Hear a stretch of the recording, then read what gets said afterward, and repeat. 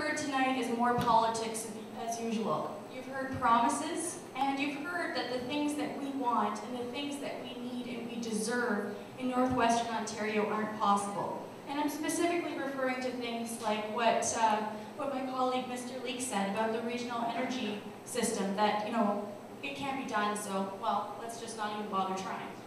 That's not the case. It is possible to do. If Manitoba, which is a prairie province, can have lower hydroelectricity than we can, then surely we can with all of our water resources. And the Conservatives will say anything and everything to get elected. But we remember what they did 8 short years ago when they were the government. They downloaded all of the roads, bridges, and culverts that they claim that they're going to fix now with their $35 billion in infrastructure. That's not going to fix things. That's not going to come close to fixing the mess.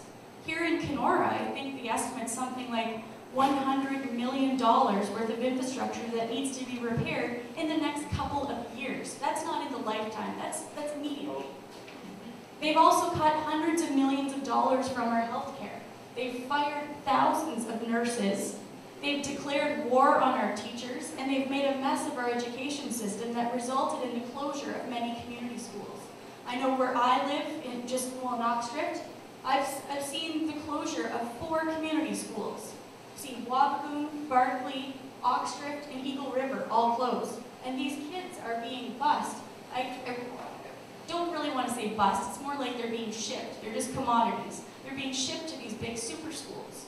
And that's not doing much for their education.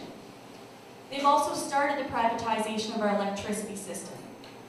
They say, you know, the problem with our electricity system is that they've started the privatization. And so we have all these subsidies for green energy, and again, we're not really paying for energy. So, like, just a small part of our bill is energy.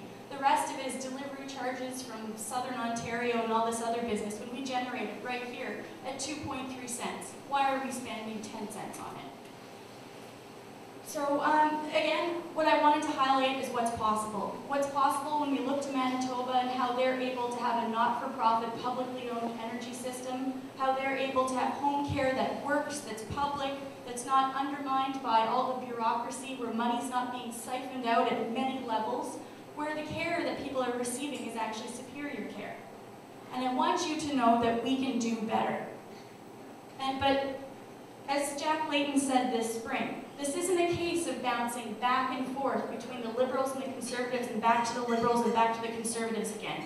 You have another choice, you have a better choice, and I'm asking you to vote for that choice in this election. Thank you.